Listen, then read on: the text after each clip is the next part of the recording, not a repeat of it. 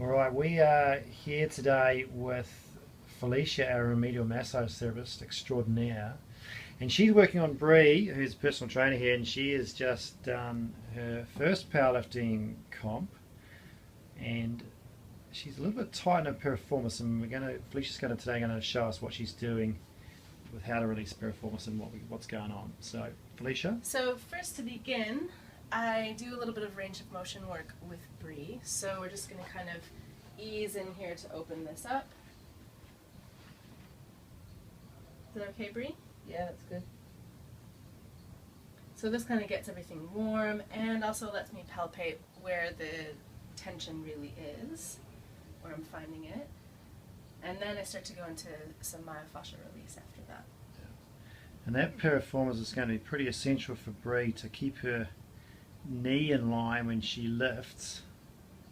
Helps that hip keep that external rotation abduction, which is what you need for your knees when you're squatting and powerlifting. So we come in to myofascial release work.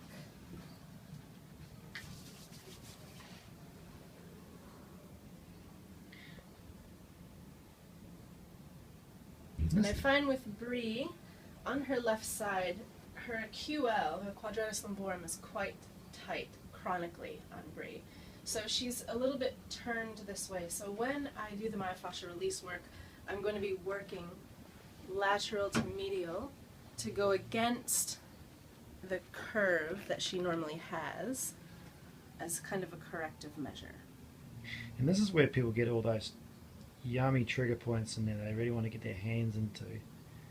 But this is a lot more effective than just digging a ball in, isn't it? Yeah.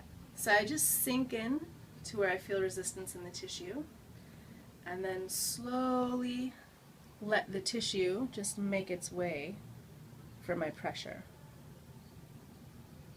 How's that feel, Bree? Good. Yeah. But really essential for getting that muscle functioning properly, because that's got to stabilize the hip when she lifts. If she's lifting a lot of load, she really needs that working at optimum performance. And sometimes with someone like Bree, where we have both of these things happening at the same time, I can work both at the same time. So this is where we have the magic hands, where people have no idea what you're doing because it feels like you're massaging two places at the same time, right? So we have this section right here, which is lifted up and kind of rotating this way, and then we have this, which is dropping down in relationship to this side. So I'm going to move this way with the piriformis and this way with the QL. So again, I just sink in to where I feel resistance in the tissue, not beyond, so the body can just relax with the movement. And that's a great technique, that. I can feel just a little bit of resistance in that piriformis. How's that, Bree? Good. Yeah.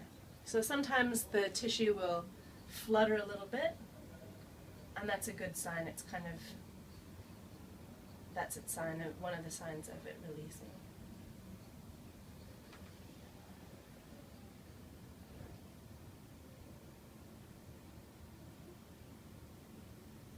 That's great. And what other things are we going to work on with Bree, like to help her?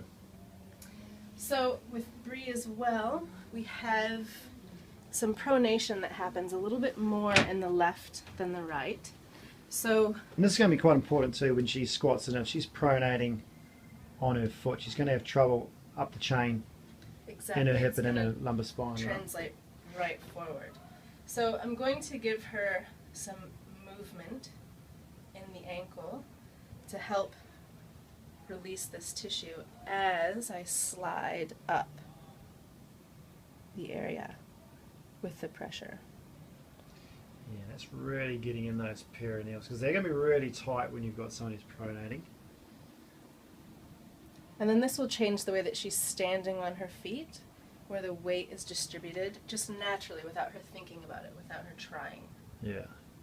She's going to make it a wee bit more effortless when she Has to keep a good form under load, right, Bree? Yeah.